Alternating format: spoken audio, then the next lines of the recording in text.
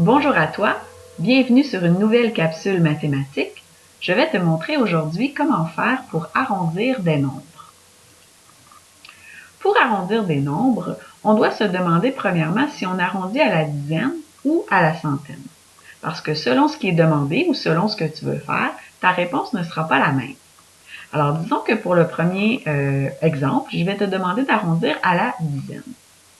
Donc, si on veut arrondir 273 à la dizaine la plus près, on commence par placer 273 sur la droite numérique et on va se demander quelle est la dizaine qui est juste avant ainsi que la dizaine qui est juste après.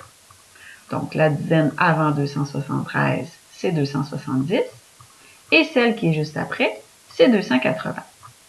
Ensuite, je devrais placer 273 sur ma droite numérique pour savoir de quel côté il va aller. Donc, pour y arriver, je vais placer tous les nombres qui se situent entre mes deux dizaines que j'ai trouvées. Et j'observe que 273 est vraiment plus près de 270.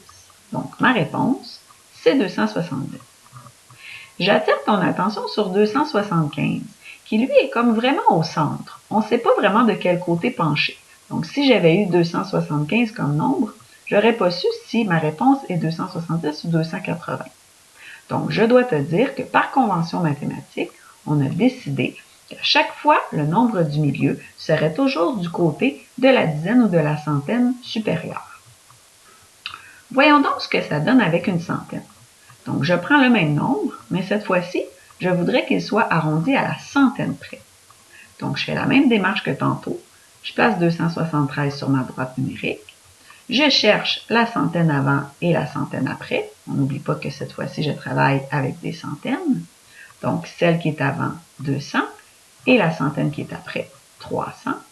Et là, je me pose la question, est-ce que 273 est plus près de 300 ou plus près de 200? Donc, je place mes nombres entre les deux centaines. Tu auras remarqué que je n'ai pas inscrit tous les nombres parce que ça aurait été beaucoup trop long, mais j'ai fait des bonds de 10. Comme ça nous permet facilement de placer 273 juste ici, après 270.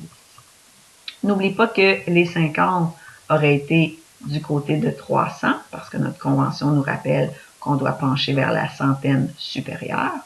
Donc, 273, comme c'est plus près de 300, ma réponse va être 300. Quand je travaille dans un cahier, quand je suis rendu bon, j'ai plus besoin de faire des droites numériques. Je peux faire ce que j'appelle le système des petites antennes. Donc, au lieu de dessiner une grande droite et tous les nombres, je fais juste trouver quelle est la dizaine qui est juste avant et quelle est la dizaine qui est juste après. Ça me permet donc facilement de voir de quel côté je vais m'en aller. Tu te rappelles que le 225 qui serait juste au centre aurait tendance à pencher vers le côté de la dizaine supérieure. Donc, ma réponse, 325 arrondi à la dizaine, serait 330. Voyons un deuxième exemple. Cette fois-ci, je te demande d'arrondir 468 à la centaine près. Donc, je place mes antennes. Je cherche la centaine qui est juste avant, ainsi que la centaine qui est juste après. Et je me dis vers quel côté je vais m'en aller. 468, c'est beaucoup plus près de 500. Il se peut que tu rencontres un jour un nombre qui est déjà sur une dizaine. Par exemple, si je te demande d'arrondir 150 à la dizaine près, quand tu vas chercher la dizaine qui est juste avant, tu vas peut-être avoir tendance à te dire que c'est 140. Mais non, on doit prendre la dizaine qui est déjà là. Donc, les deux dizaines possibles pour cet arrondissement-là seraient 150 et 160. Donc, est-ce que 150 est plus près de 150 ou de 160? Bien, comme il est déjà une dizaine, naturellement, il est plus près de celui-là.